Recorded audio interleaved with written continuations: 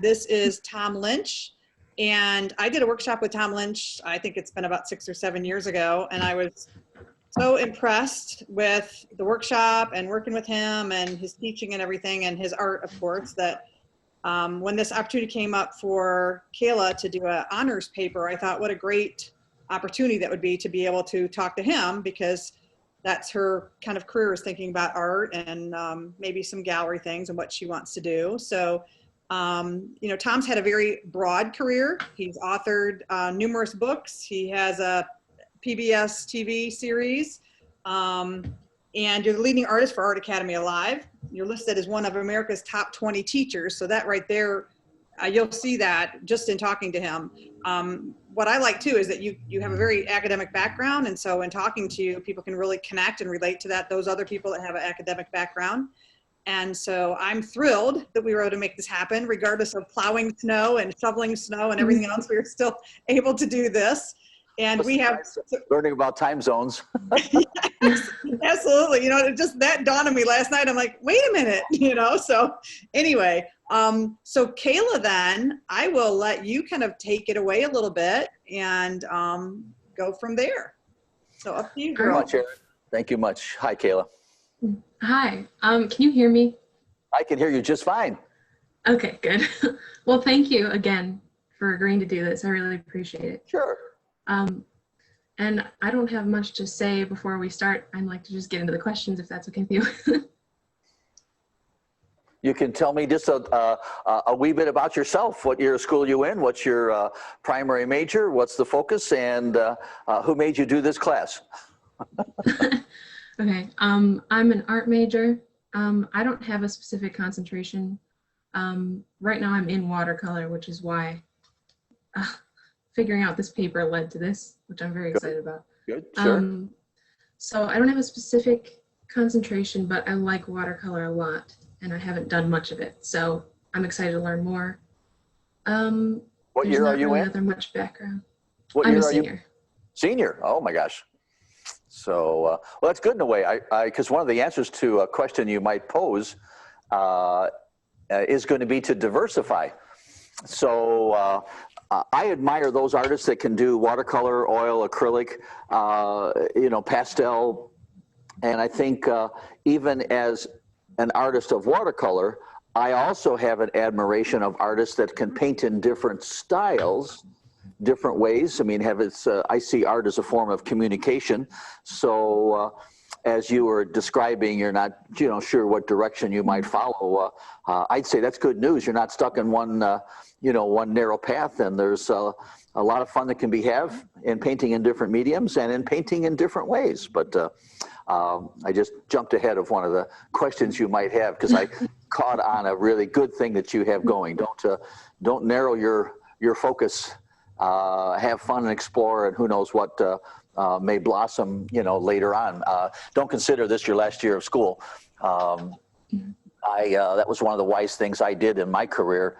And I found it years later. I looked out in the classroom and someone was in class and go, oh my gosh, there's Mitch, you know, and hey, what are you doing in my class? When we were in school together, you were at the head of the class. You had your paintings, you know, put on the wall before I did. And he very honestly opened up and said, I stopped learning. You didn't, and now you know more than I, and I'm here to pick up where I left off. So you'll always look to learn and grow and expand, and be open to having some changes along the way. But I'll let you lead out there. I just thought I would soften the intensity of this interview, and we'll just have some fun chit-chatting together and forget about who's watching in. So. Okay. Sounds good. I appreciate that. You got it. Well, I just wanted to start with the question. Sure. Did you show an inclination toward art as a child? And if you did, who encouraged you on that path? The answer is absolutely. And that was the key word was, I like how you phrased it, inclination. So one of the things I've always said, and I now have 9 grandkids, and I preach to them, and that is you can't teach passion. You probably can. You know, I read motivational books and Think and Grow Rich and, you know, how to improve yourself personally in your persistence and growth as a person, and then you translate it into a career. But one thing I had young, I had an interest, I had desire, I had a passion. I just, for some reason, who knows what or how or why, I wanted to sketch or draw. And the great thing that I had were parents that encouraged it. There's a funny part to the end there. I grin. I'll tell you that part in a minute. But they encouraged it in a way that they had no idea. So there was no one in my family that were artists, and they didn't know where I got this desire from. But they, you know, Mom just kept feeding art supplies. So there were three great things that she did. One, she kept encouraging me by complimenting me on something other than how right it was or how real it was. So I wasn't then focused or driven by making art, and the reason for it was to make it look real.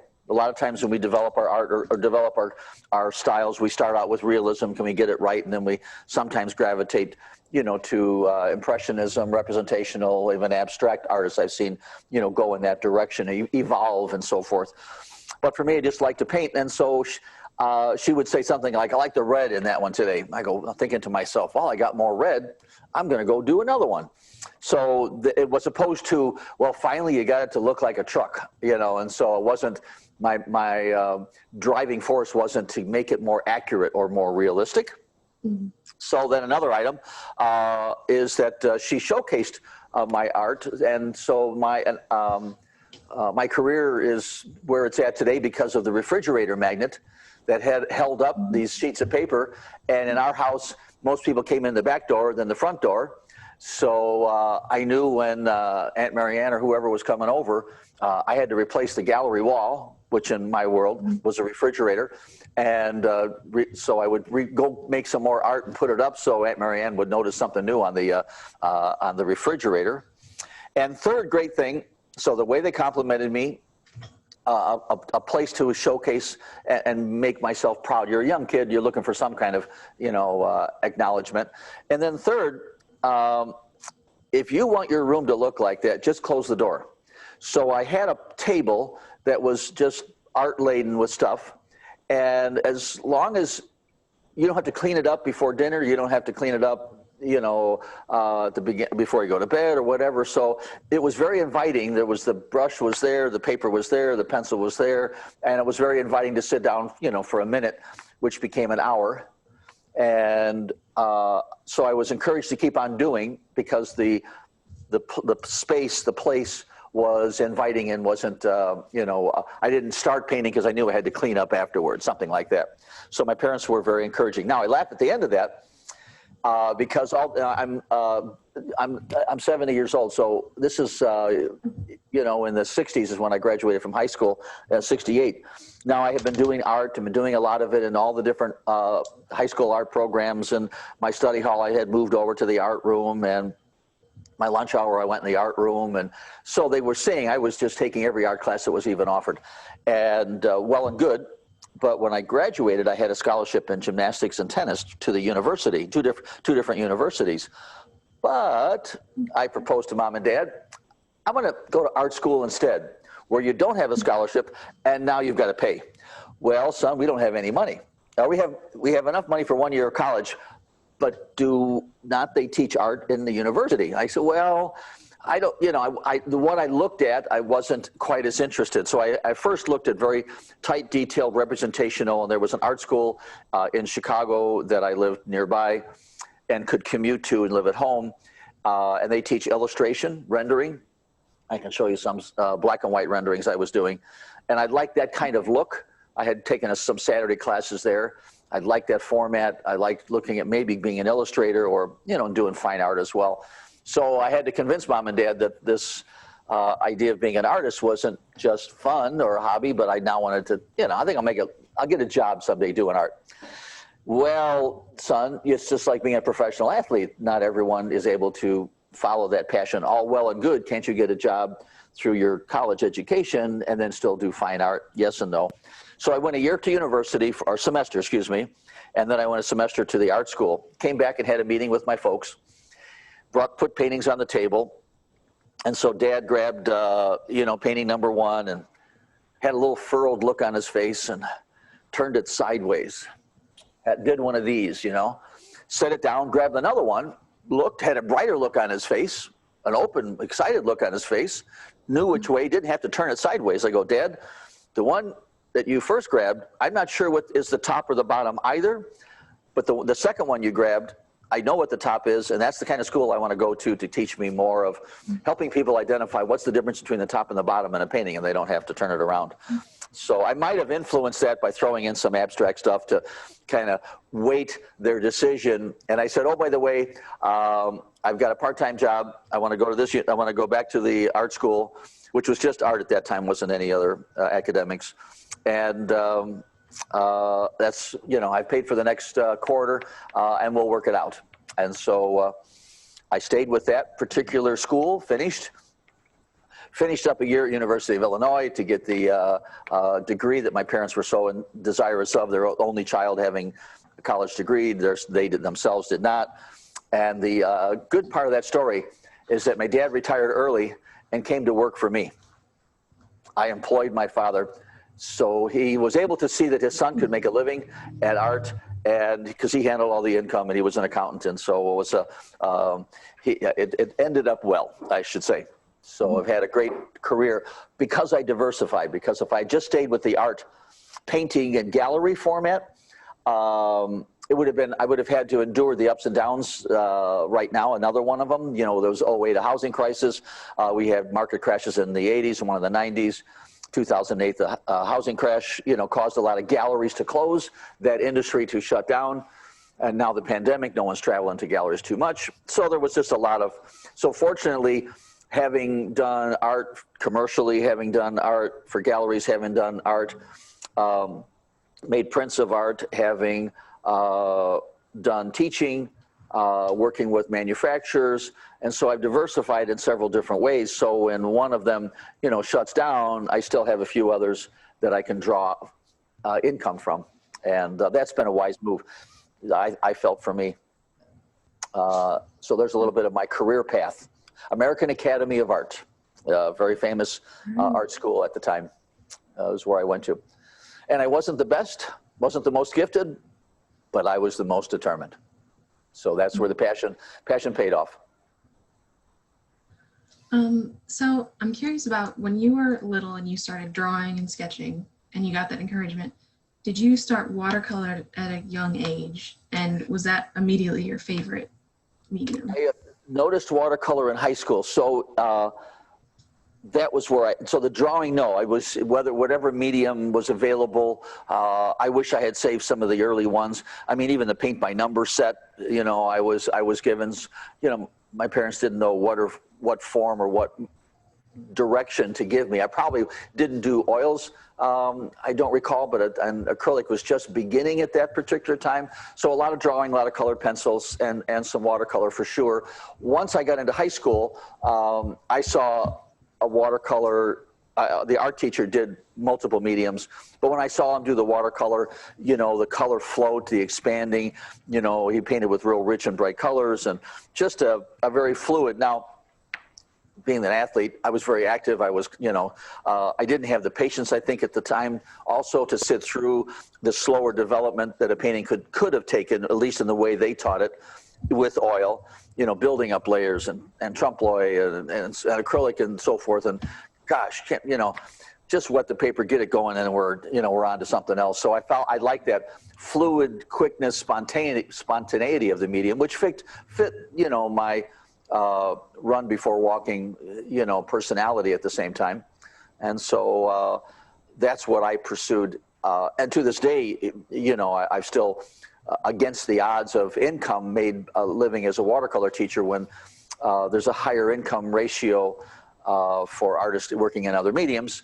Sadly, there's a disparity in the pricing of an oil painting versus a watercolor painting. One thing that has equalized that, there's now a canvas that watercolorists can paint on called watercolor canvas, made by Fredericks. So I can create the art that is able to be enjoyed without glass. So I think part of the separation and pricing and gallery acceptance. They can't put a gallery can't put a painting in glass on the window, you know, to showcase, because of the heat and humidity coming in. It will cause condensation to develop on the inside of the glass. It's had that image of being a sketcher's medium. You know, the great masters Sargent would be doing an oil portrait, but he would bring a watercolor set for the client and the kids to play with. He might do watercolor as a practice. So it was seen as a prep medium, a sketcher's medium, and not as a finished art form medium. That's kind of a legacy that's somewhat wearing itself out. But the gallery imagery, also sizing now, up to, you know, years ago, watercolor papers 22 by 30. They have made watercolor paper on a roll that you could do some things larger, but the framing behind plexiglass becomes problematic and matting and so forth. So now, I mean, I'm looking at a painting that's 30 by 60. Watercolorists don't venture to do a painting 60 inches wide, ever in their career. So the watercolor canvas has opened up a lot of horizons for me to showcase art without a mat, without glass, and to go very large. So as my pricing has increased over the years, I can now do the larger sizes, and never would I thought that I could, you know, command $11,000 for a painting. And that, in the gallery, I'm next to somebody that's selling that same size for $28,000 to $40,000. So somebody comes in and goes, same size 11, another painting next to it, I like it just as much. It's 14 to 28,000. What do you think, hon? Let's go with the 11. So, and that's a lot of money for a painting too. So, sketching early on is the secret to it all. Solid foundation to any painting is the sketch. Next most important component that Aaron will teach you is composition. After that, technique. Technique has never saved a bad composition or a poor sketch. So I'm glad I did a lot of sketching. In fact, I worked in black and white. Let me grab one for you. Not knowing at the time that the black and white work that I was doing as an illustrator,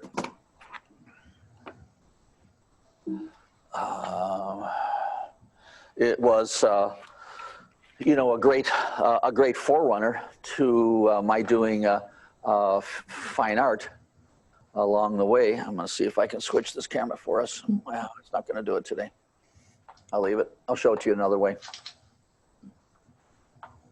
But so I worked in black and white as an illustrator for the art that would be used in a newspaper. So whether it be a kitchen set, appliances, and so forth. Back in the day in the 70s, so I graduated from college in 72. I started work as an illustrator, working in black and white, because we could enhance the look of the product. At that time, camera photography of the product didn't show off as well in newspapers. So my black and white, which became kind of the strength of, a lot of my art that you see behind me, the strength of that painting is, going to be the high contrast for showcasing depth. So what was thought to be a job at the time being of just illustrating in black and white was really continued my schooling and training beyond the, the university and such afterwards. And I would spend times after I graduated. So that's all the type of art. So that's, so all the little newspaper clippings of furniture, that was me that made it look more enticing for the customer to come to the store and buy it. But when they got to the store and compared the image that they saw in the newspaper, it didn't quite look the same, because I was enhancing things quite freely. So that's a good part of the strength of the paintings that I'm doing now are value conscious. There's a common phrase that color gets all the credit, but value does all the work. So what's making this work is really the lights and the darks, not so much the romance of the color. So just a thought for you on that. But sketching, yes, lots of it. So I'm curious about how you started doing landscapes and how that became one of your main subjects. Actually, cityscapes became my main because I live in a suburb of Chicago. And my university, my school, my college was in the city of Chicago. I commuted by train. So I was live in a close suburb. And so I was everyone else was heading out to the rural farm country areas. That scene is behind me. And I was just saying, well, it's right here, right now, the subway tracks or the elevated or the street lights at night and so forth. So it was just a part of my environment, part of what I was near. And I was a little bit, of a rebel. Everyone's going left. I decided to go right and find something different, and not necessarily always follow the general path. Sure, I did some rural scenes and of course still do, but it was a matter of starting with city scenes, and then I had just a bunch of them, a collection of them, and then I would seek out a place to display the city scenes at the same time. Let me admit someone else. Go ahead. So that was just by where I lived, I think was part of it. If I lived coastal, sure, it would have been coastal scenes I would have started with. Speaking of your surroundings influencing your art, I'm curious about how having your family affected your art and how you managed to balance those two things, your career and your family life. Considerably easy, because I would bring them into really what I was doing. If I was traveling, I mean, I had an exhibition in Paris and I brought the family there to be a part of it. The American Embassy hosted a dinner. I've always taught my kids have great manners and so forth. And the ambassador initially was going to house the two kids at that time, too, now four, in the kitchen. And they saw how polite and mannered they were with a wave of a wand or whatever. All of a sudden, they were at the grand table at the American Embassy in France, when he was hosting a lot of French, and it was showcasing some of my paintings called An American in Paris, paintings that I would have view of the city because I was doing city scenes. So the answer to your question, I bring them into a lot of things. And even though I might have traveled for a lot of my work, I worked out of the home. My studio was in the home, I mean, as it is now. And I would be available to do things, Tuesday at 2 o'clock at school, grade school, high school, or whatever. So when there were a lot of activities and they were learning how to make blueberry muffins, and the teacher go, well, I'm glad all you moms, and Mr. Lynch could be with us today while the, sixth graders were learning how to stir and cook and so forth. And so I made up for it in the extra amount of time that I could have when I was home, because I was home 24 hours. They had a spot in the studio. Same thing my parents did. I'd compliment them. They had a display wall. They had a table. They could leave it any way they wanted. They had materials provided whenever they wanted. Paint when you want. You didn't have to. Here I was. So it became just part of their growing up life to be active with that. And to this day, it has been something that they've passed on, to their kids. They didn't pursue art. And I think more because their father's name recognition was difficult for them to do their own thing without the expectation of everyone knew, Tammy and Tracy's dad painting was on the cover of the Daily Herald newspaper every Christmas Day, right there, full color, and they knew that I did art, of course.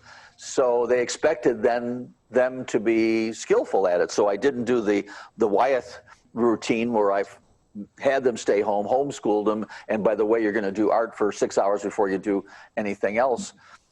So they had the opportunity. They were exposed to it. They had fun with it. They saw the art fair side. They would come with and do art fairs. And, I taught them, e-commerce back in the day when it was a little box where you had to learn how to give the person change back and greet them. I taught them how to have a handshake, look them in the eye, a firm handshake, be it a boy or girl.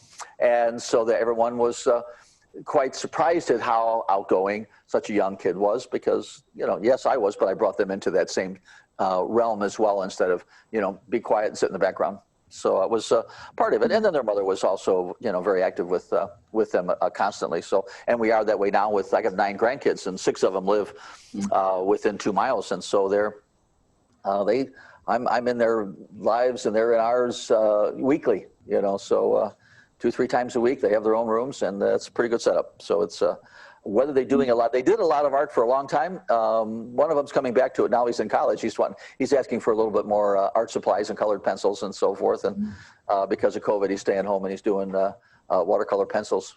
So just maybe not an overt reaction, but I didn't separate my careers.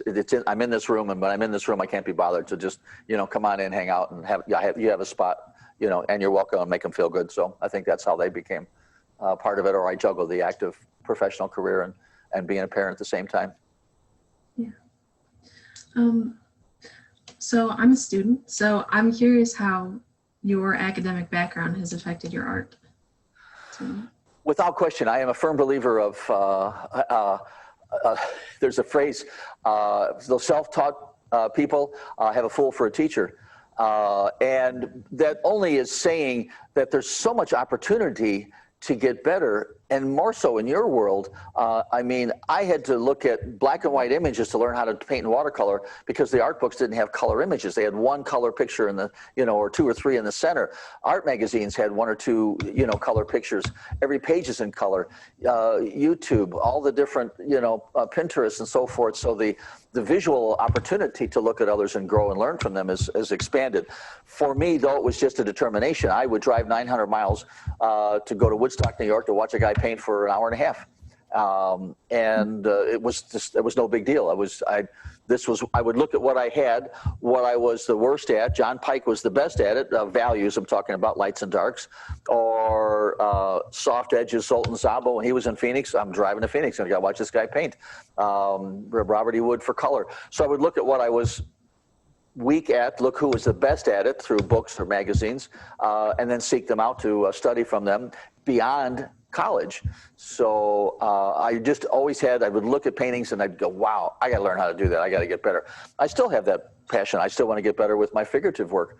I'm a landscape painter. I can handle seascape and still life. I cheat and lie when it comes to florals, and I just am not happy with what I'm doing with figurative art, and I'll get better at it because I desire to. So I like the idea of looking and wanting and learning and asking questions and being a part of it. And I've, to this day, like I said, still, I wish I could attend more workshops. But when I come in, if it's a watercolor venue, they know who I am, and I take away from the teacher, and so I haven't figured a way other than now through the internet or through video and so forth and books to look at other painters that are in the same medium, and I want to get better by looking at what they're doing and learning a little nuance. If I learn something from 2 pages in a book, the money spent is well spent. And I have every one of my pages has got books that I've had. The corners are bent. There's paint on the paper because I would open up another book that they did this great thing with a still life. I'm going to see if I can translate that idea to a landscape with color, or they did a great thing with depth. Now can I do the same thing in an interior scene with depth that they did in the landscape? And so I believed in looking at art while creating art. And so all my art books have been a great part of my tutelage and desire as well. So. Now it's plein air painting is a popularity, and I admire what a lot of plein air painters do. I've won some awards in the plein air painting arena, but I can get a lot better at it. So that's a different look in a painting to me. It's a shorter, simpler, quicker brevity of pure art, like a poem is to a novel. A novel just got a lot of stuff going on, but a poem just pares it down into such few eloquent words. It just hits the note perfectly. Hearing a single instrument sometimes in music, as opposed to the full orchestra, drown each other out. They create a whole new sound by themselves, but I like the simplicity. So I'm comparing plein air painting to what I refer to as my studio paintings. So simpler, cleaner, purer. And so I'm looking at adding that look to a painting, having that skill in a painting. I still do a black and white every month when I go do a competition event. I enter a plein air black and white image as well as color images, because I just think should be more accepted, more revered. It seemed like it's a pencil sketch, so I try to say it's a pencil painting, and still doesn't work. It's still pencil, but I still enter it and do well with it, black and white. But so training and teaching and just never stop. But look to get. So instead of just practicing, I have a strong belief because of my athletic background to have a purpose with the practice. So tennis was, like I say, a college sport and an activity still. And I played for the later on, clubs, private clubs and whatnot. And so when I went to practice, it was not just going out, let's hitting balls. Now I'm going to practice hitting cross courts, or I'm going to practice hitting down the line, or practice hitting at the net. So in painting, I would practice with a purpose. I'm going to practice color today, or I'm going to practice depth and value today. I want to practice edges today. And so artists don't spend enough time practicing. They just get right to, let's do another painting. Well, wasn't that time spent painting practice? And absolutely not. In my world, that's because you're being careful. You're trying to orchestrate all the elements correctly in harmony with one another. You got 7 to 12 principles you're trying to, coordinate. Whereas practice, I'm just practicing color. Who cares where the focal point is? I'm just playing with color right now, or I'm practicing values and depth. I'm not worried about the unity of color harmony. I'm showcasing depth and so forth. So I have a pointed element to my practice. When I go plein air or paint in front of the scene live, I'm looking for something I want to say before I start brushing. Meaning, I want to talk about as I look out the window and I see the snow and I see the contours of the shadows. Thankfully, after it's just all of 5 or 10 degrees. But the beauty of, this fresh snowfall and sunlight, all the contours are just exaggerated than I would see had I had my bushes and my grass that needed cut and trees and so forth. And so I'm looking at, so were I to go do a scene of that, what is it I'm trying to say is going to be contours, going to be flowing and rolling and rounded. I see there's a tremendous amount of color. There's a limited amount of white, although the snow is just everywhere, all across the pond. I can't even see the water up the side hill and so forth and on the side of trees. But there's a limited amount of that snow that is pure white. So I would say, okay, I want to focus on where the white is and why the other ones are not white and what color I would use in place of white. So things like that instead of just, okay, let's just do another scene today. So that has also helped me, and it's getting better as well. I wanted to ask you what your colleagues and students have taught you about being a great artist, and whether that's about the art itself or art as about a professional artist's life or anything like that. As far as colleagues, I may not have an answer to that. I don't. My close personal friends, I have a lot of artist friends, and we get together and, commiserate and talk, a little bit about business. But I've done so many things, I've written, 8 or 9 books, and I had a PBS TV series on when it was public television, and every magazine I've been featured in, if not on the cover.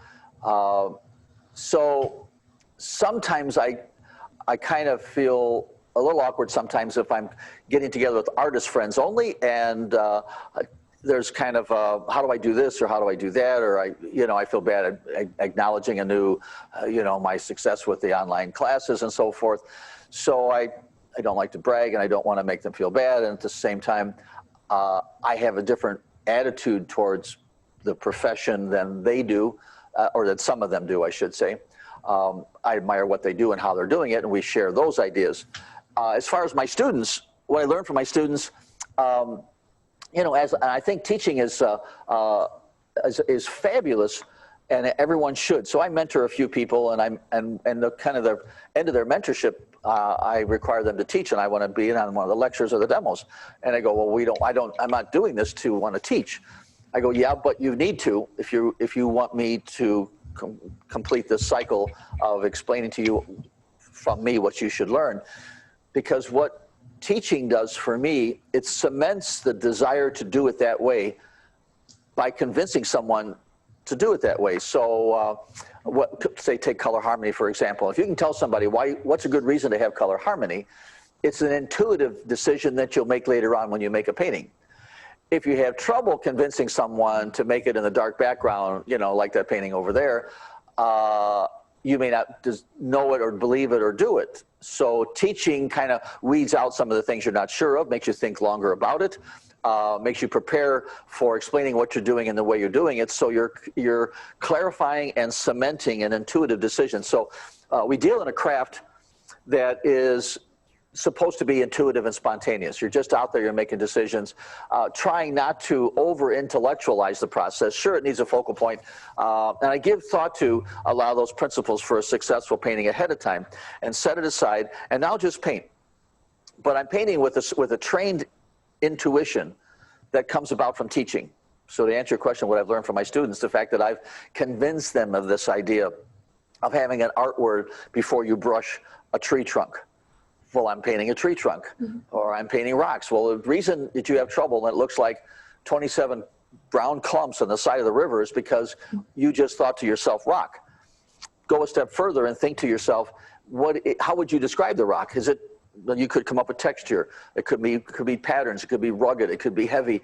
It could be angular. And so those are words to have in mind when painting a rock, other than just saying rock and now go forward, brush, and I wish you the best.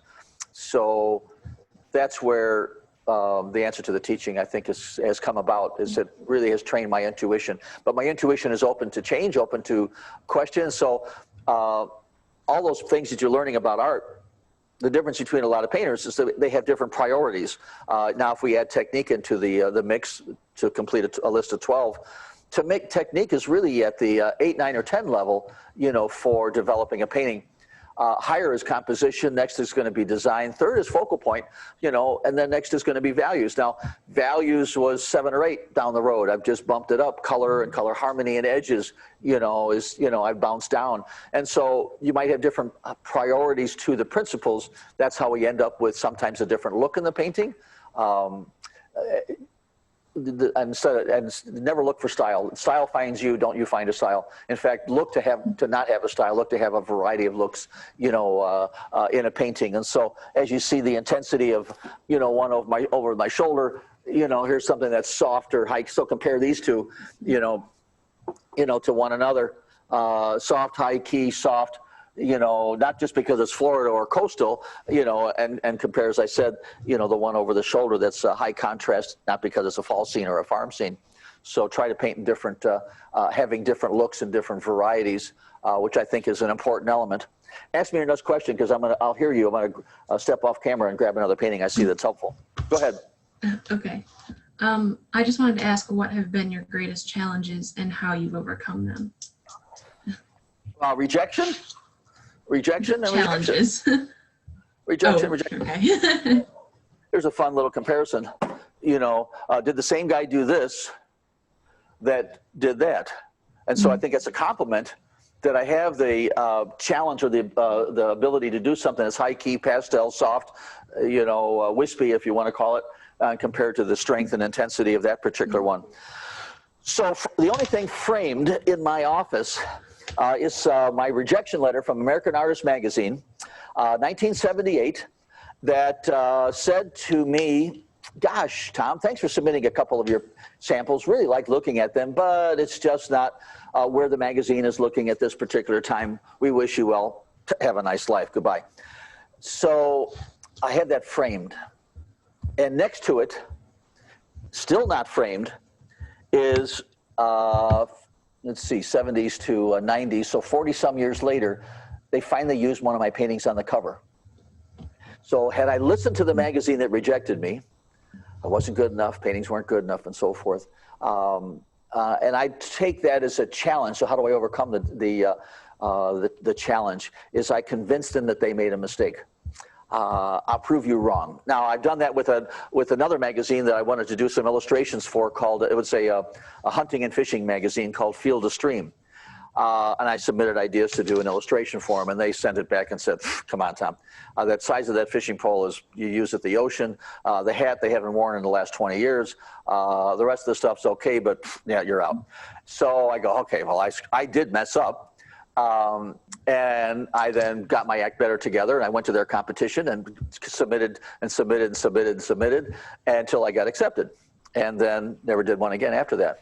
So I listened to that. I read that magazine, that article, that rejection letter, long and hard. What did they say? They didn't say it was bad art. It was said that it was similar to what they've already heard. So I went to the library, looked at the last 2 years of magazine articles from the same magazine, and sure enough, someone else had said blue and yellow make green. What a great idea.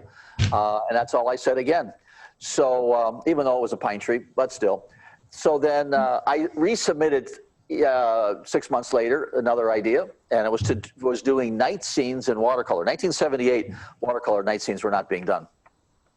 And between you and I, and the rest of the world's going to see this, that learning how to do night scenes is I would take failed day scene paintings and turn them into night scenes. I wasn't going to just give up. I wasn't going to stop. I wasn't going to start over. I could save something. I might cut it down smaller, or I tried to the sky look bad, whatever. I'll darken it out, make it a night scene. So some of those that I submitted were night scenes. And so I got a phone call. Tom Lynch, where have you been? Okay, I failed to mention that I was the guy that they rejected 6 months prior, but I said, I'm out here in Chicago, ready to go.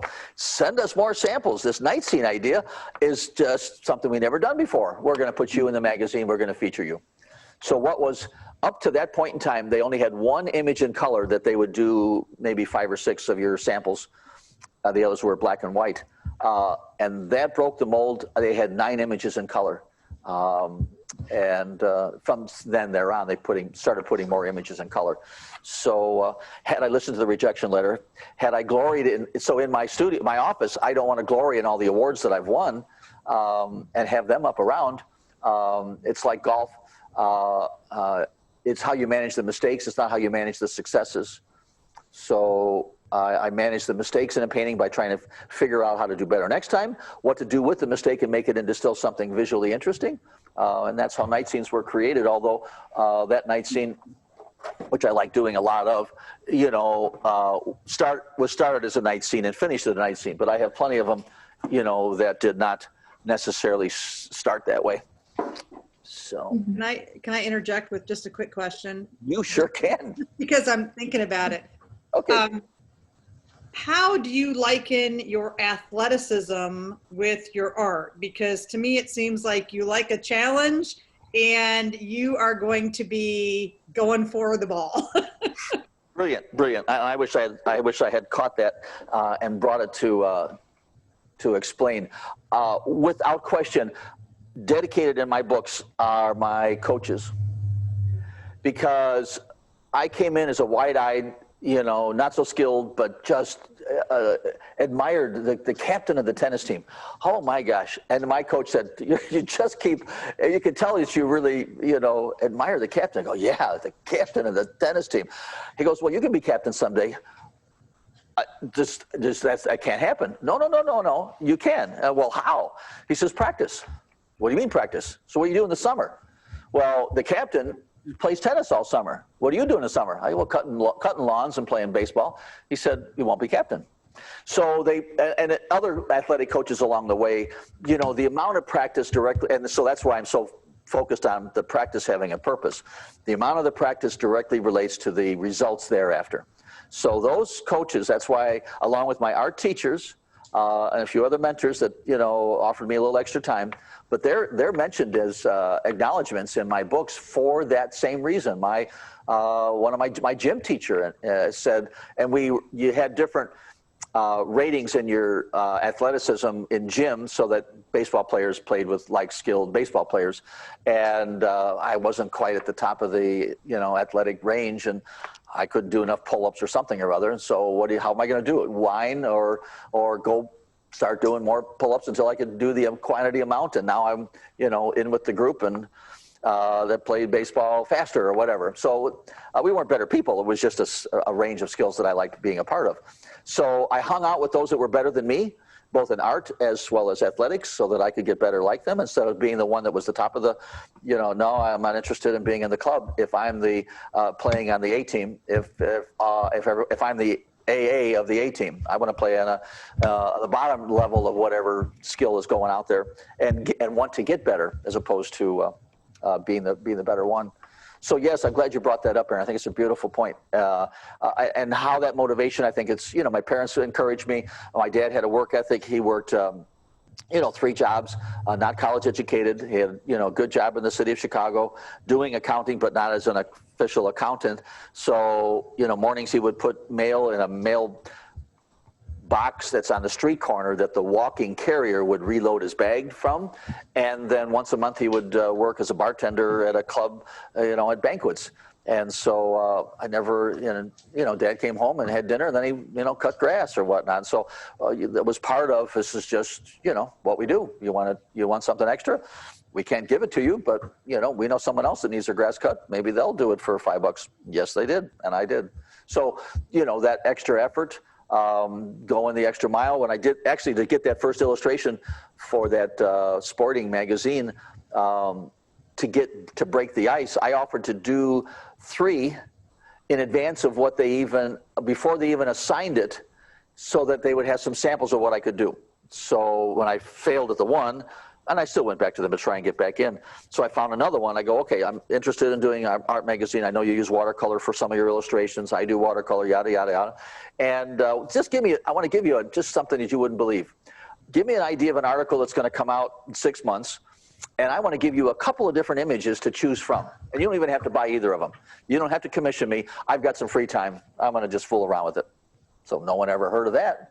He said, no one ever done that before. I go, well, it's just, you know, a gift for you. And so that's how I broke into then being an illustrator for that magazine to do the extra. So some of those black and white illustrations, we do 2 different versions for the client. Now, is he going to go back to that agency that gave him 2 different versions to pick from? And he knew nothing about art. He was a bean counter working in marketing, but he still was going to tell me that the shading on the side of my sofa was off. And I just had to go, you are so right. I wish I could have noticed that. But you are so wrong. On the way out the door, I said that to myself. And I smiled and said, thank you very much. We'll fix it. We'll be back tomorrow. So that extra, go the extra mile, do the extra length if you really want it bad enough. And so that's where passion, all of this wouldn't have come about if I didn't want it. So I really wanted it. I went to Woodstock, New York. I watched that guy, John Pike, paint. And he had this room he had converted into, it was maybe an outbuilding or a barn building, and he had converted it into a studio. And I'm looking around and go, oh my gosh, people are driving from all over the United States to watch this guy get out of his house, come across the driveway, and come into this room and paint, and they're paying him money. I got to have a job like that. That is way cool. So here's another little thing, fun thing. So my parents, what's wrong with being an artist? I didn't quite understand at that young age the problem of having a career as a professional artist. I go, what's the big deal? Well, so they didn't quite say it, but I got this impression that they were going to see me as a dependent for the rest of their life, looking rather disheveled, because the artist people they knew, they had paint on their pants, they had T-shirt and looked grubby, and their poor parents, they're probably living at home still. So from that day forward, I never wore blue jeans. I'm talking, I am just graduating high school. I'm never going to wear blue jeans throughout my college, from my life there forward. I never wore blue jeans. And I always wore a shirt with a collar on it. So I wanted to show his concern was that I was going to, be disheveled and sloppy and so forth, and I could at least wear a nice pair of pants and shirt and so forth. And to honor them, I never wore blue jeans up until one time. One of my daughters graduated college, and she goes, Dad, I do as a dad, what would you like? And so I let any of the kids pick up whatever they want, except for Tammy, of course, said car. And Tracy said, Dad, all I want to do is see you in blue jeans. I go, what? He goes, I've never seen you in blue jeans. Your request is honored. So I put the picture of her and I in blue jeans, sit in front of the university. So Linda and I went shopping. I got a new sports coat. I got a T-shirt to wear under the sports coat for the blue jeans. I even got new sunglasses. She cried during the entire service. She's on the field. Every time she looked up in the stands, and I stood, because she was just checking to see where, I make sure she stood to see that I had the blue jeans. I was blue jeans. I'm here just for you. So the only picture you'll ever see of me in blue jeans, right there above the family, so you can see all the way across. There it is. There I am in blue jeans in front of the university at Tracy's graduation, and I put it in one of my books, and she has it framed in her house because she hasn't seen me in blue jeans since. But I have a lot of respect. I have a lot for my parents and for my teachers and those that give me the time. And that same teacher in Woodstock, New York, John Pike, after the class left, because I was the first one to leave, I was the last one to leave, first one to arrive, and the last one to leave every day he taught a class. And I also would come up to him, can I get you water? Do you need this? Can I, change your bucket? It looks like you need a clean towel. You want to borrow mine? Was offering kindly, quietly, respectfully, some extra help. After class, second day, he goes, Tommy Lynch, right? Yeah, yes, sir. Whatever you want. He said, can you stay late? I'm here. So he invited me back in his studio to show some of the preliminary sketches that he was doing and some of the other items. And let me give you a little more about today's painting and whatnot. And how do I thank you for this? Pay it forward.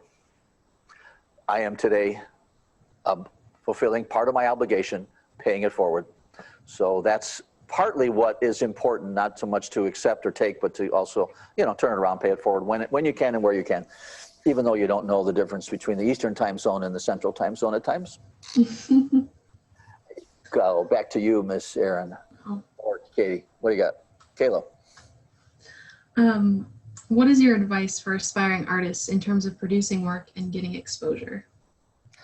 Well, you have a better marketing opportunity now with the internet than I ever had. So I would diversify in size, in style. So you're showcasing not one thing in one particular look. I mean, I love the high contrast because of the way I worked in black and white, as you see on both sides of me. But do something that's the high key one, or do something in pencil, do different sizes, as I could quickly, reach around me and grab a little 8x10, up to one that's 30x60. When I went to art fairs, so I had that was my marketing campaign. Initially, magazine features, newspaper features. That's how the newspaper, every Christmas Day for the last 28 years, put my winter paintings on the cover. I besieged them with the idea, I'll paint the painting for free. 250,000 people subscribed to the newspaper, so it wasn't a dumb idea. So, and I tried to beg out of it a couple of years ago and say, I'll pick someone else to be the one. He said, oh, no, that people are looking for you on the cover of Christmas Day. We are not stopping. So I was wanting to pay it forward to let someone else have the slot. Anyway, diversify. Any opportunity to showcase, to display. Every bank, hospital, library, church, realtor's office, the local art club, had connections on rotating exhibits. And I'd have a body of work, of prints or paintings, and I would move it from one bank to the other bank, and the one that was in that bank go to a different, library or hospital or church or lobby or hall. When it wasn't art fair season, when it was art fair season, I was doing a couple on the same weekend with someone helping me, and I would shift between them. Wife might even be at one, I was at another. So and then collecting names, building a database. So for me, I would look to see how many people signed my guest book, how many people I look at weekly, how many people added their name to my mailing list, not what sales I had. I don't ask my office manager ever, what's our sales that we've had this particular week. That takes care of itself. But did I get new people? Did I get a better attendance? Did I have more requests? So that's where I look at the thing to do is to build that database, build your name recognition. Don't be too proud of not showcasing in a small little church lobby on the way out or whatever. So I had the center of a train station. There was we didn't have ever somebody showcase art here before. So I don't know if we can. Well, I'll figure out a way we can, and we did. And 100,000 people a day came through that lobby of the train station downtown Chicago. And I made sure anyone that came close by, I had a business card and a little form that says, "Are you on my mailing list?" for them to fill out, return later if they would. So building that variety, building a database. You've got now so many social media opportunities, all of them. And that's where I'm weak at. I just, I don't have enough things on, the internet. I've stopped trying to stay in touch with everyone through Facebook. I just can't. So it's either do it right, do it better, or don't do it. And so I have pulled back from a lot of my Facebook posts and so forth because I just don't keep up enough. And so people feel, I sent you a message 2 weeks ago. That's okay. I've got a problem there. I will find out how to solve that. So that's a very equalizer for the playing field now that wasn't there before. Mm-hmm. What about your work brings you the most joy and excitement still? Plein air painting. I love sitting in front of a scene. Love just, having a chair, the wind in my face, the world is going by, people that are even remotely walking by, and I bet they're just sitting there looking, I wish I could do that. So it wasn't the skill of what I was doing, it was just the fact of being able to and doing it. That's very rewarding. It has provided me travel. My brush has brought me to, around the world. So I wanted to go to some place, I'd find someone that would employ me to come in and, teach or lecture or exhibit. And so that's been a lot of joy. I've had the joy of staying home for a year at the same time too, because I normally don't. So I felt that's been a nice balance. Didn't have to be 36 inches within the last 2.5 weeks, they told us, but because usually I'm in Florida or California at this time of year, January, February, March. But it's been not too bad. So that the joy of doing, painting. I like the challenge of doing something where it's not happening in that particular way. So the, I don't know if you're going to see these plain air. No. So the having, when I'm in the studio, adding sunlight or adding shadow or changing the value arrangement or changing the color sequence, and so moving the focal point to a different spot and so forth. So I like taking and doing the same scene in a different way sometimes than what the photograph says to do. I feel more, I made this happen. The painting in the front of this particular book, that cafe scene did not have, the sunlight effect taking place upon it, but I was able to make that happen by having seen that sunlight happening at a different place on a different scene. So I take full advantage of the joy of creativity. I like reworking old paintings, like I've done with turning them into a night scene. So I like doing that for myself and my students. So this isn't working. I don't like giving up. I don't like a piece of paper to win. So the sports, the challenge, the competition. So I like winning, and I really didn't like losing that tennis match. And I double faulted 6 times, so I deserved to lose the match. So let's get out there and work on the serve. So not have that be the reason again. So yeah. I think I'm ready to open it up for other people to ask questions, but I want to thank you again for answering my questions. Don't thank me. I really appreciate it. You know what I'm going to ask of you, don't you? Pay it forward.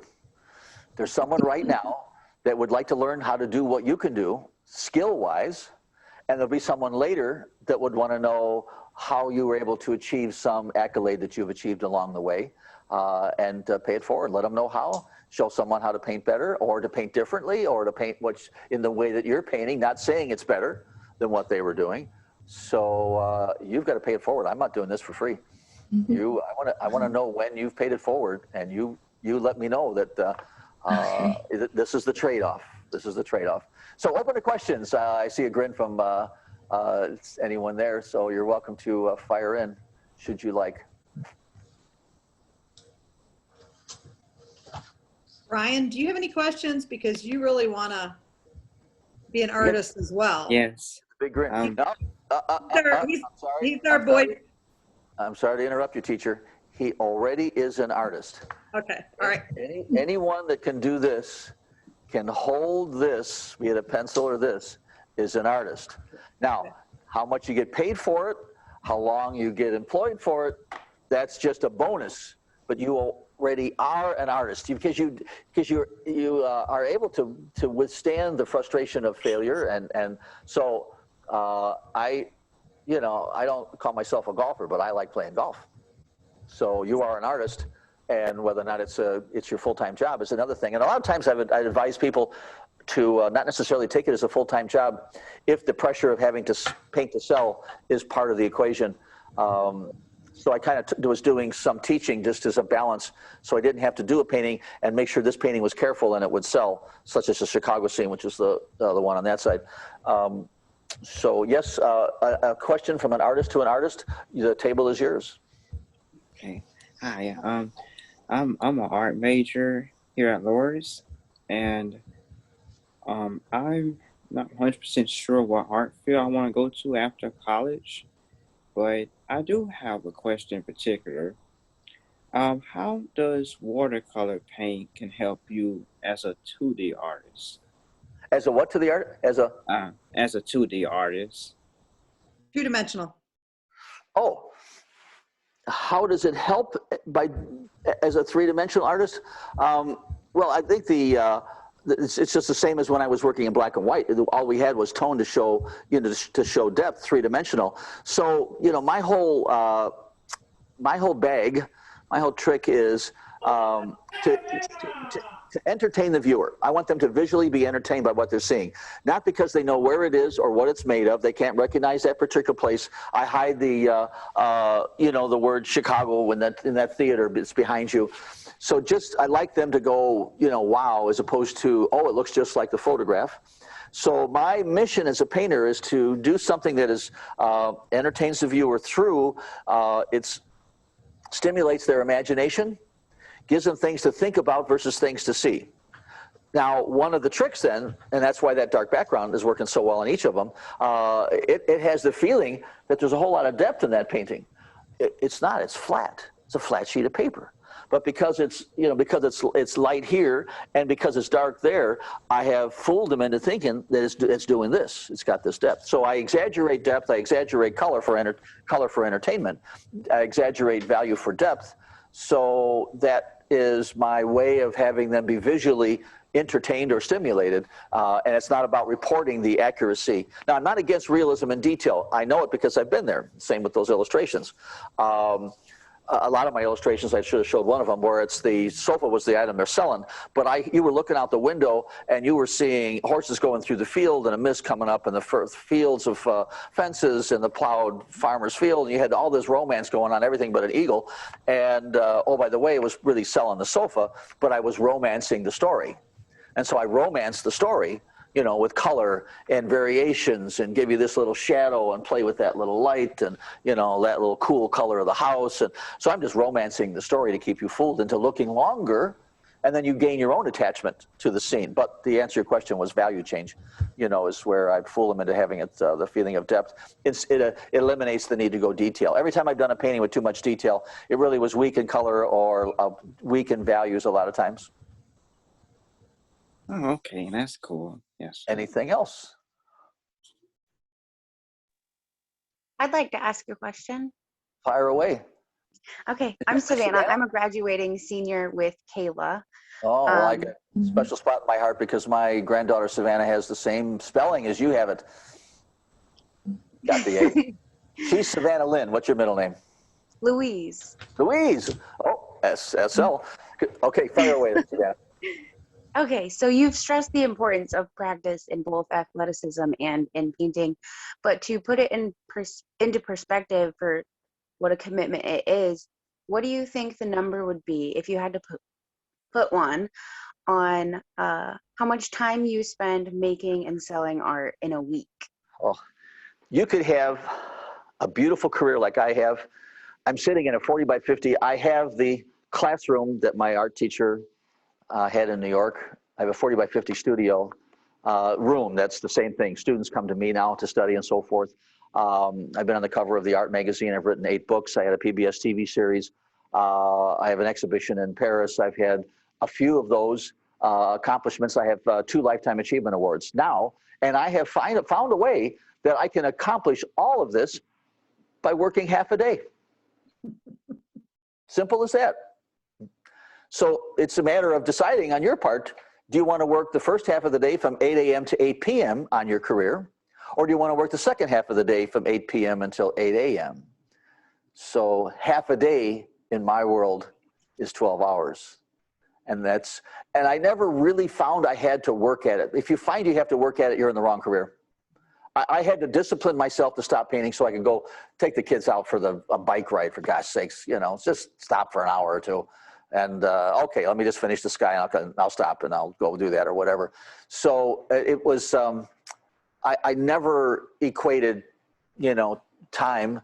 I was just having a ball doing it. God gave me the gift to pursue it and the opportunity and chance to go, see others and see and learn and listen, and the right arm works and so forth. So I didn't have a lot of those things to challenges along the way. So I've never really thought it as work, and it was easy for me to just spend 12 hours and then just, hey, oh my gosh, dinner was at 6, it's now 8 o'clock. I better call and say, keep it warm for me, I'm on my way. So half hours. Go ahead. What do you think? Because that's one thing, I mean, the discipline and the dedication. Dedication is not discipline. There's no discipline if you love doing it. Yeah, but I'm just saying that, like, so what do you think would have been your career if you just did the, the 9 to 5? And I just want them to hear. I'd be a black and white illustrator. I would, yeah. That was the easy route. I got out of college and I found a job as an illustrator. So when I realized that that wasn't what I wanted to do, I didn't want to do this illustration, take it to somebody that didn't know what he was talking about and tell me it was wrong. I was too brash at the age of 22 years old. I was making $28,000 in 1973. That equates to 6 figures in today's salary if you do the math. And I said, this isn't working. This isn't what I want to do. And I would come home nights and paint, and all weekends I would practice painting in watercolor, and then I would do art fair when art fair seasons and so forth. So I decided to go stop that. Explain why I've lost every brain cell in my mind that I was giving up. I just bought a new car and I paid cash for it, and I was 22 years old. Who does that?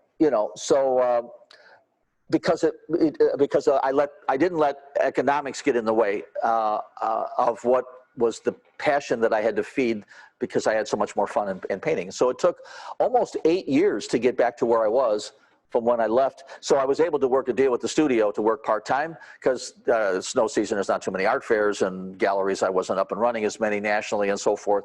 Education arenas weren't as prevalent at that earlier point in time. I was teaching classes at the park districts and so forth in any community that would have me. So I then just had to, because of the desire, agreements with the family, stay with me, hang in there, I'll make this work, I'll figure it out, but I got to give it a try, because I would forever be, what if, like you were saying, Savannah, I don't want to have the what if, syndrome at the same time. So, and I would not see failure as a failure. I would see failure as a bad presentation. So when I was wanting the bank to use one of my paintings for the cover of the annual report, I was telling them what painting to choose instead of coming in with 6 paintings and would you like to use one of these 6 versus I got a painting I think you'd like. So I learned better about presentation. I learned better about promotion and promoting yourself. It is a business. It's not a lifestyle. It's not the fun of being an artist and looking like an artist and so forth. And hang loose and all the other stuff. That's why a lot of my art friends in college I didn't hang with too much, quite easily. They wanted to go out and smoke weed and painting a lot of bright colors the next day. I said, well, it's got to be, I can do bright colors and I don't need to do that. So, so I just did it. I didn't see them as a career path to emulate. So, because I had this idea at the end of the tunnel, what was, where it was going to be. But I had diversified. It wasn't just one path. I didn't want to just be a gallery artist and famous for that. So I wanted to do a lot of different things and had fun with the challenge. And I like looking at why this business failed, why these businesses succeed. There's a book called Good to Great. All of you should read it. It has nothing to do with art. Good to Great, written by, I think, not Syracuse, but the university, and they analyzed businesses as to why they succeeded and why A&P was a grocery store after the World War II, and it was just the biggest employer, bigger than General Motors, and why they failed.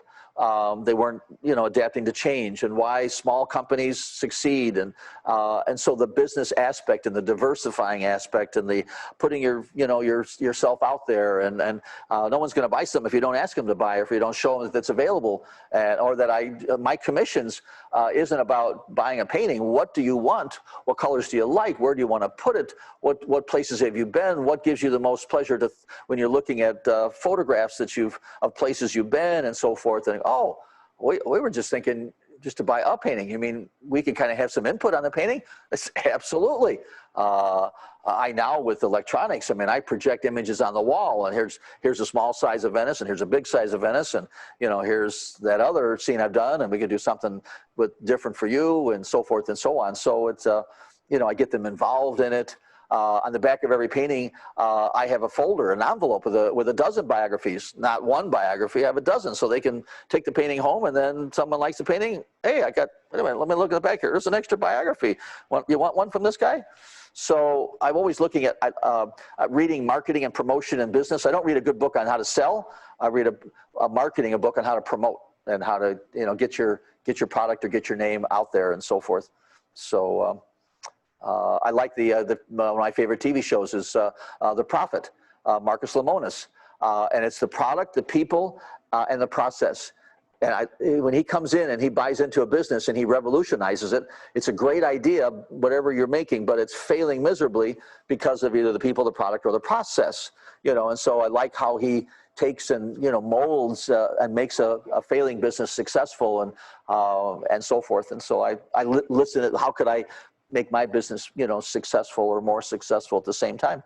And so even my teaching has evolved over the years as getting them involved along the way as I paint and teach. So everything I'm doing is not etched in stone, regardless of having it been a success up to this point. Now the world is different. I'm not grateful for the virus, but I'm grateful for that got me to get online.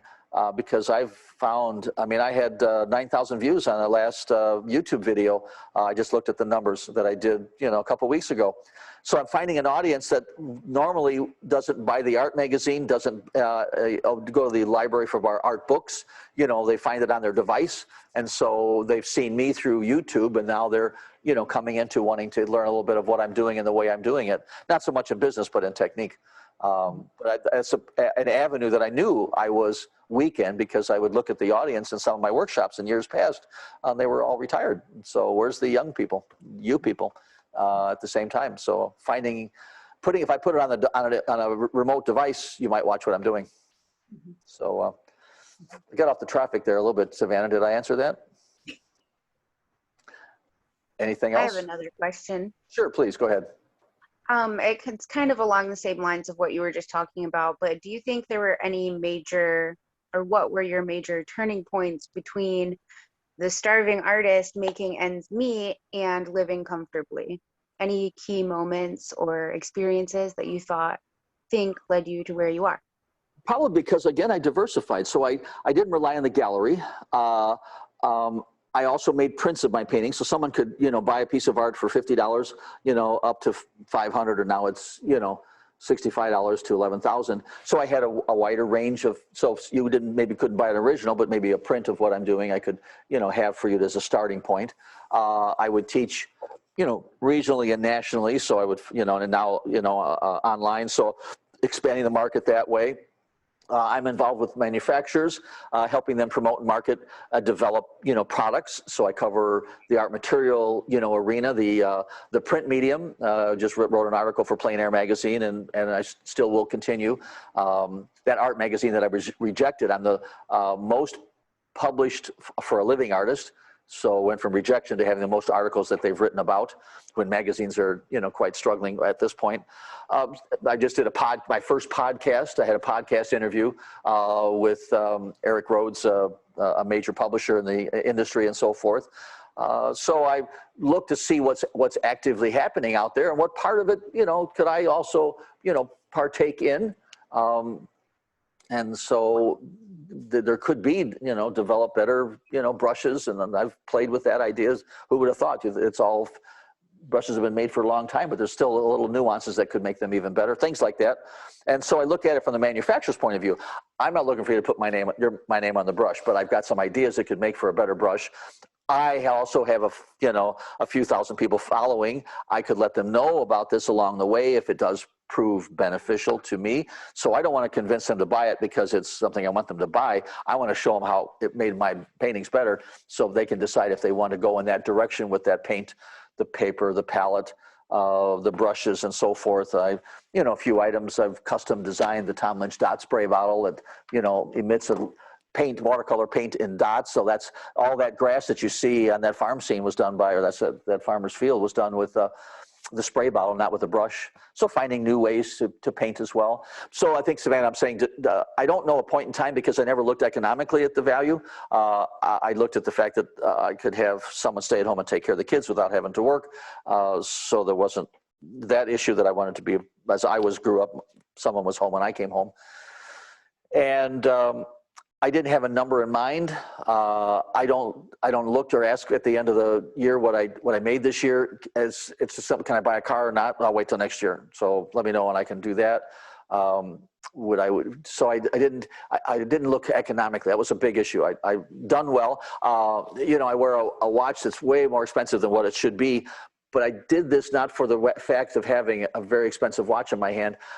I cut this watch, a photograph of it from a magazine out, stuck it on the wall.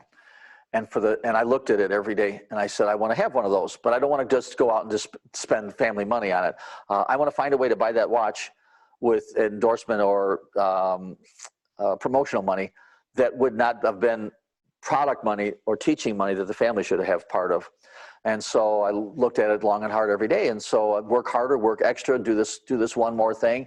And so I had these little triggers as the carrot out in front of the donkey and so forth to keep me motivated, to keep me going. I wanted to have the studio like I saw at that guy that I went to see in New York. I've got it. And I've had it for 3 years. I'm going to sell it now. Been there, done that, onto another idea. The broadcast part, I've expanded that, tried to take it to another level, other than just, minimally, but I have a camera overhead. I've got 4, light fixtures. I've got double lavalier mics. I've got a computer this big and camera that big, or 2 of them and so forth. So I'm going to do it. I'm going to do it really well. I try to.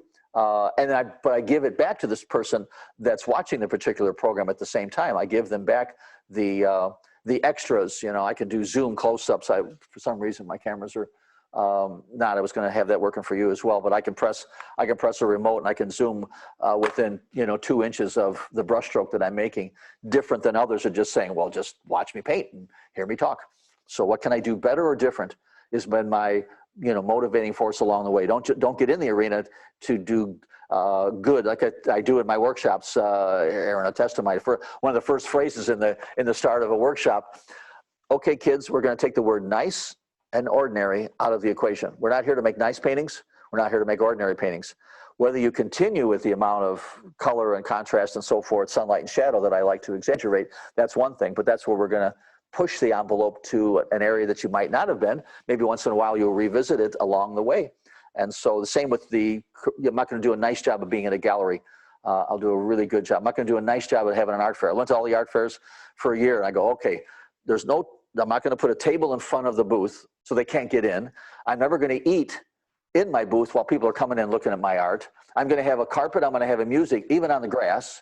So silly little things like that. It just looked a little bit different or a little bit better. I didn't have better art necessarily, but it was inviting to come into my booth and look at my stuff. So what could I do to improve whatever part of that I was going to do? That's what I did with books as well. I was the first one to write a book that had the painting of a student's painting before, and then I painted on it over it afterwards, showing failed paintings improved. No one wrote a book, kind of like that. No one wrote a book, with a spiral, bind, to it, so that you use this book, you prop it up on your table. And so when you're painting, whatever item, instead of it laying, flat, it is propped up and you look at it while you're painting and learning something about, an item, instead of having just be, the normal look of the books. And so that's where a lot of things that I've touched, I've tried to take it better. Not personally, that didn't have to have my name on it. It was just, if I was going to do it, I was going to go 110%. And that's back to the coaching, back to the schooling, back to the parenting. My dad worked 110%, and they made their son proud. And I'm still working at it. Mom's still alive, 94 years old. So still send her samples of stuff where my art was. I had a difficult time explaining what a podcast was, but I think she got it. So, Savannah, anything else, dear? Yeah. Okay. So you're clearly very goal and growth oriented. Yeah. So what are some of your current goals? What are your bucket list items as of right now as to grow currently? Because obviously you still are. Yeah. And you can be shy and be, I mean, I'm outspoken. I'm comfortable in front of the camera. I've had a TV series, you know, on public television back in the 80s. So before it was internet and cable and so forth, public television had broadcast programming. Started with Bill Alexander. And I didn't wait for them to call me. I went out there and went after them and said, you've got to have watercolor. Oh, by the way, I do watercolor. But aside from that, you got to do watercolor.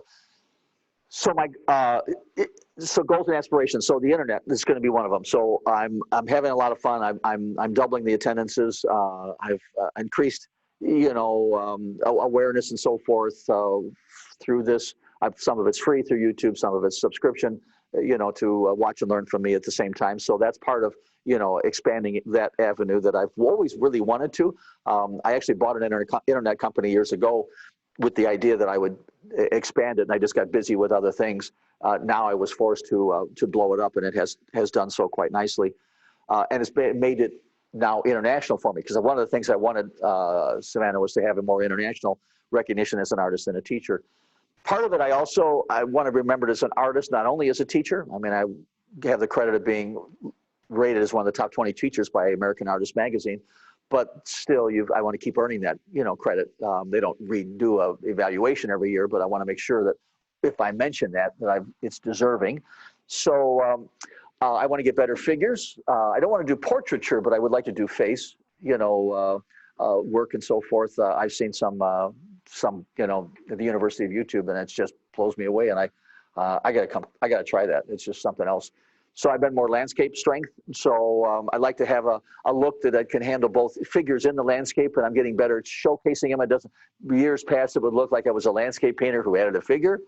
Now I can say, you know, I'm able to paint the figure, but I can still take it to a better level and a different level, a little more so.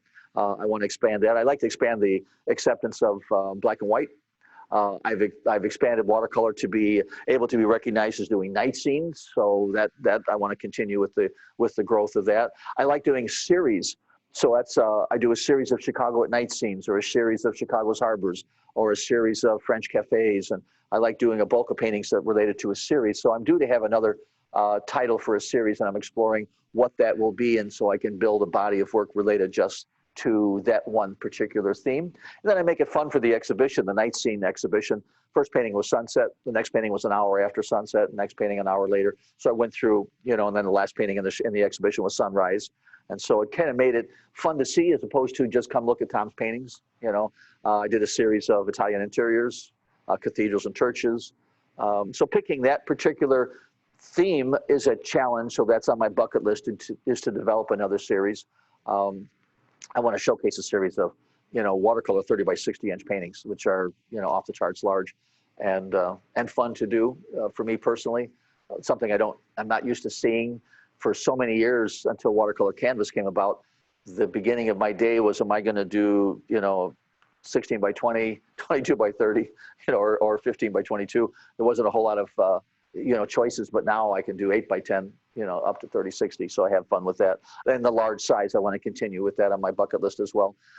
And then continue paying it forward. So leaving a legacy, leaving a mark, giving thought to really what am I going to do with all the books and written information, technical information, charts and visual lesson guides that I've created, you know, as teaching aids. Where would get the most benefit for the world to see this at some time? Come and see an archived sample of how to do shadows on snow or something. You know, I've got probably 200 of these sheets that I've created. That one particular book is 200 half sheet paintings.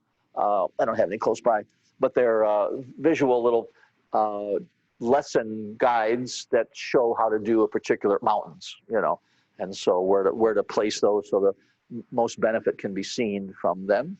So that, yes, there'll always be something ahead, get better at it, and probably a little bit be recognized as a painter too, not just a teacher. We have that flip book. Well, I have that flip book, and I have the one about the mistakes. And actually, I gave Kayla's borrowing all those books from me right now, so she's got those to actually see. Yeah, I'm republishing now. I got the 150 version, so send me the address. I'll send you the new one. So that has been, you know, one of the most popular ones. where I have, these are, half sheet watercolor paintings. And so I, have these little teaching guide things that, as you have seen. So now I have 150 of them. So I published another version of that. Yours is the 100 charts. Show them the picture of me in blue jeans. Now you know the rest of the story. Yeah. Actually, that flip book is funny because one of the nuns at Lourdes, because we're a Franciscan college, so one of the nuns at Lourdes actually had given me that book as a gift when she knew that I had really admired your work so much. So well, let her know St. Gertrude's School in Franklin Park, Illinois, is where I spent 8 years getting my knuckles wrapped with I still have the scars from not paying attention, talking in class. Sister Mary Fear of God, Sister John Sardo, we had a nickname for her as well, had got me to pay attention a little bit better. So there's a Franciscan connection to Thomas Michael Peter Lynch. So that's my whole name, confirmation Peter, middle name Michael. So anything else? Savannah, Savannah. No. Rebecca's on too. Rebecca, are you there? That you have any questions at all for Mr. Lynch at all? I don't. Yeah, I don't really have any questions, but I'm really, I guess, inspired by your use of color. I love color, and I'm amazed anytime I look at your work and how you use it. So now you know the color is the replacement for detail. So the enhanced color, the color variety and the richness of the color, and then the exaggerated use of values are my trade-off. If I'm taking, the detail off the painting, I feel I've got to give them a little bit something in exchange extra for it.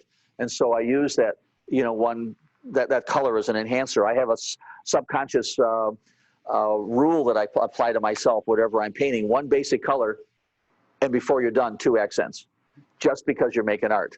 It's a green tree, I don't care. Put a purple, put an orange, put a brown, put an ochre, something, 2 accents, just to give a little, little shift of some sort along the way. So color variety is a kind of a hallmark, and it makes people feel good, seeing that colorful look to it in a painting. And there's going to be a mountain of people that are going to. I've had Rhode Island. They finally had me there, and for years they go, well, we don't do paint in a spray bottle, and so we're not ready to have you come and teach a class yet. I go, oh, okay. And then also, your colors. You probably do great in California. I just, we in Rhode Island here, we don't use quite that much color change. I said, okay, hang in there with me. So I waited for that person to age out of the job, and then the next person came in and go. I said, do you want something new, or do you want something like you've been doing? And so I was showcasing that to convincing them to have someone that put paint in a spray bottle to make art, which was seen as cheeky. And then the idea of variety of color. So I figured, well, I got to promote a different way of it, and having say, a change of pace. I'm just putting it out there. I'm not going to paint in those, limited colors, but maybe a change of pace, a breath of fresh air, a little bit of excitement or variety, or, if you're happy with where you're at. And so kind of saying to them, are you happy with where you're at? You're not going to get any further if you're happy with where you're at going in that same level. So I never want to level off. That's part of the answer to Savannah as well. Don't want to ever level off. I want to keep growing in some way and improving. And I'm looking at using white paint. That's was for so long is white paint. You can't use white paint. It's not transparent watercolor. Well, who said it had to be transparent watercolor? Where could I and how could I expand it? I added a brand new color in the palette, phthalo green. I hadn't had it for years. So open to change, open to growth. You didn't mention today, but I remember from your workshop. Okay, was it Nita Engel or was it Maxine Masterfield? There was Anita. Somebody that was the looseness, the impressionism, that not getting real. Nita Engel was a big influence. Using a lot of liquid frisket was a very big influence. I parked. I asked if I could come watch her paint. Slept in my van in the parking lot so I could just watch her paint. And then in exchange, I installed the antenna on her TV. Fixed the carpet that needed to be tacked down, something in the driveway as well or whatnot. So here I'm telling my wife, I'm going to drive 8 hours to Marquette, Michigan. I'm going to study with Nita. And I'm sleeping in the van in the parking lot. Don't think anything about it. Okay. So I had a good support team so that they knew. I liked how she had looseness and impressionism. Irving Shapiro was a big one for that as well. But Nita was a good influence to break away from the reality that I was wanting to break away from, and she had it and just saw she was one of the best, saw her work in Reader's Digest, found out wherever you live, I got to come watch you paint. And she said, I don't teach. Don't say a word. I won't say a word. I won't ask a question. Just paint. I'll figure it out. And that's how it started. Later, I got her to teach and write a book. So we became a good friendship. But it began with, I don't teach. I'm not asking you to teach. I just want to watch you paint because you're that good. And I'll pay it forward. So I'm curious because, and I know we've already taken a lot of your time, but Okay. so, you know, when I look at your pieces, you know, you tend to still have, even though you're not detailed, you have detail, you know, I mean, they tend to be kind of smaller kind of things. So when I'm thinking about you having this huge canvas, I'm trying to envision what you're going to paint on a really big canvas that wouldn't take you so long to do, because it's going to be like 10 Thomas Lynch paintings now. It took a week to paint it. Yeah, it was, I mean, I could do all the others I've done in a day. This was, you know, a day of planning and 4 days of painting. And yeah, it was more time. But I didn't want to have it be, so it was just larger brushes. So I had a custom brush made, 1.5 inch Kolinsky sable brush. I was dumb enough to go ahead and make it and send me the bill. I didn't realize it was going to be $400. $400 for a brush. But that's sable, the most expensive of all hairs. The other one I work with on a regular basis is $100. So I thought it would be a little more, maybe $2. But anyway, so I wanted to have the same brevity of look. So in doing the larger paintings, I spent a lot of time looking at my my plein air studies. What I do plein air that has a quicker, simpler. That's that poem, you know, music from just a harp, single piano sonatas. You know, is enriching enough. So that became a visual guide to not then, because I had more space, to really get, you know, more complex. Okay. And then have you ever thought, I just think of this because color, have you ever thought of anything that would be like underwater? Oh yeah. Oh gosh, yeah. Eric, not Weigart, Weiland. Yeah, I know the names of the people that I've been looking at to say if I'm gonna go there. Weiland is going to be the person that I'm going to look to show me what to do and how to do it. He's lives in Hawaii, and his work is on, you know, murals on the sides of walls, and the beauty of both above the water, and you see the water line, you see the activity below the water line. I practiced it on my grandson's 4 walls.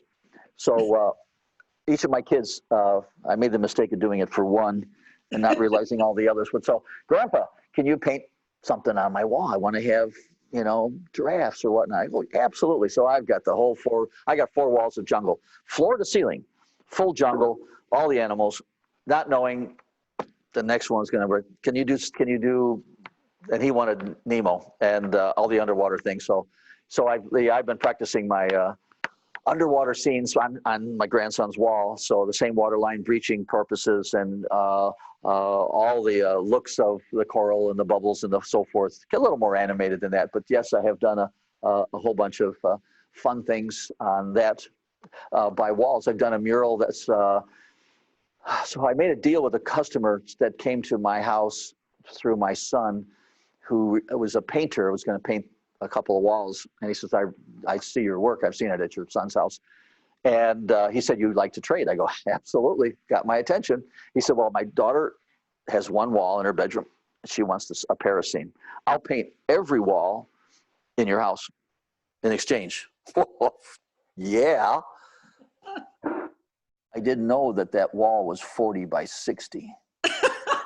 40 by 60.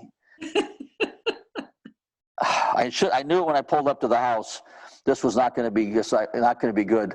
So 40, yeah. So I did the 40 by 60, mural. You can go to YouTube and see. There's a cute little story on that. It's with I used a projector. Show the kids. It's a Tom Lynch digital art projector.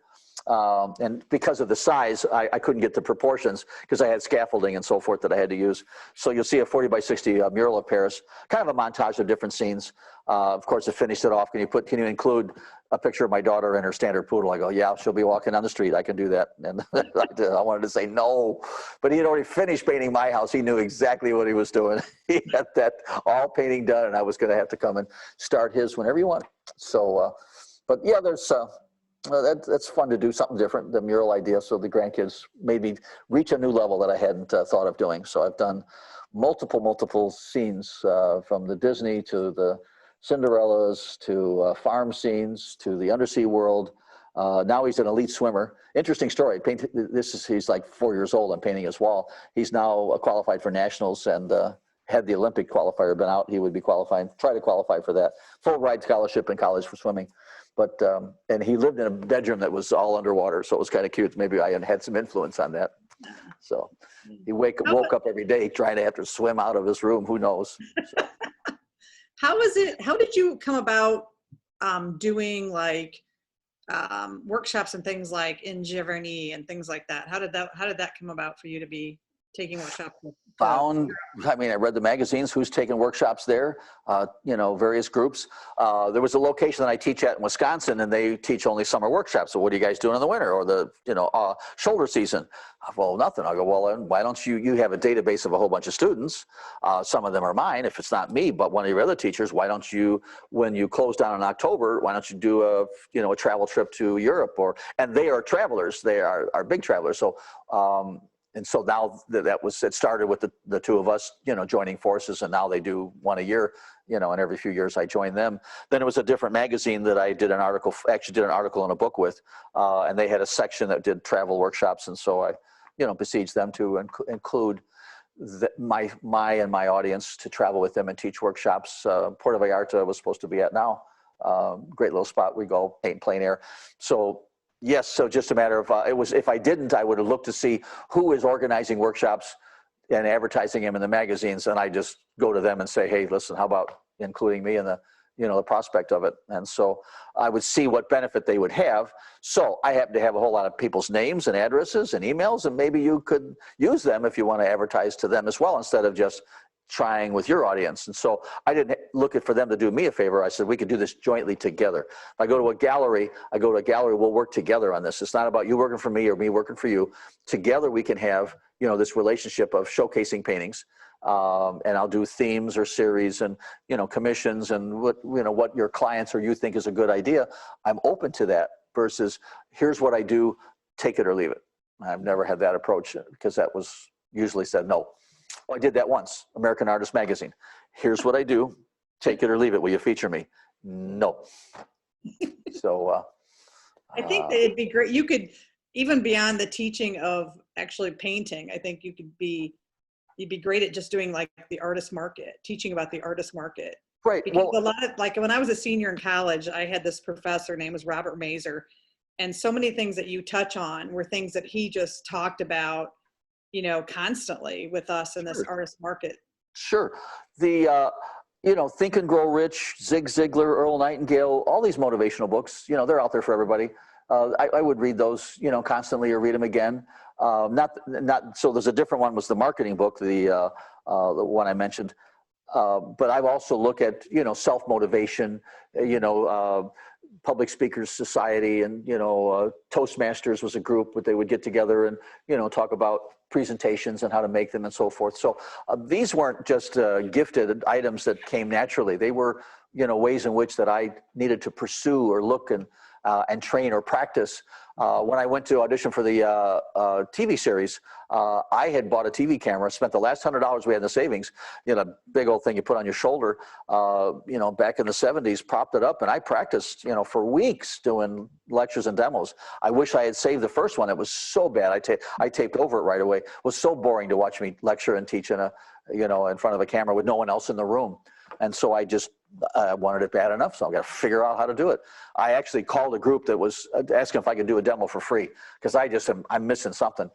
I did the demo, but I put the camera in back of the audience. And so now I project an audience on that lens, and I'm actually people I'm thinking about that are in the first row, third row, and second row. So I learned how to connect with an audience through the camera by having a live audience between the camera and me. And then that taught me better. So when I went to audition, I had practiced what I was doing. It wasn't I don't like the idea of I wish, I hope, I think, and maybe. Those are just words that don't, they allow room for failure. Now, even though I like failure because I like how to prove failure wrong, but I still don't like to have to prove failure wrong that many times if I don't have to. I mean, it's funny because I just wondered, like, if you hadn't been a painter, where all this bottled energy would have ended up because, yeah. Because you have a lot of energy. I mean, you have so that's what keeps you going, and it keeps you excited. It keeps all of it. true. It's true. That's may have, I was the comedian in class. I was the one having, a little levity along the way. As you can well know, how in a Catholic school things could get, for thrilling. But there were some good teachers in the Catholic school as well. They called my parents in to tell them I kept asking questions. Get this kid a school. Find a place, someone that's teaching. Get him out of my hair. So there was probably a certain amount of it that I wasn't, but I needed to be. And so I would put on that marketing hat or put on that I'm making a presentation hat and come in loud and proud. Here we go. And put on a show, so forth. So just kind of, you've got to dig deeper. It's there in all of you. But you can, like I say, you can still be shy and be successful. You don't have to be outgoing. I don't mean to say it in that particular way as well. It's not a characteristic for my success. So my work and my teaching has spoke for itself versus the fun and the personality. You got a bonus along the way. Well, and and talent's only going to get you so far. You've got to push yourself beyond that. Absolutely. There are better painters than I that can't make a living. Absolutely. There are worse painters than I that make a better living. What's going on? So the marketing, the promotion. So for, the students, one of the class requirements should be marketing for a graduation in any, skill set. The idea of self-promotion, using the social medias and so forth, out there, and find out how some, 10-year-old social media influencers, making 6 figures a year, testing out toys. You could do that, test out, art materials, test out products, do your own blog you test it out 2 different types of paint. It won't be long and there'll be paint companies that'll be sending you paint to test out. Sadly, I haven't bought a tube of paint, a piece of paper, or a brush in 40 years. I can well afford it.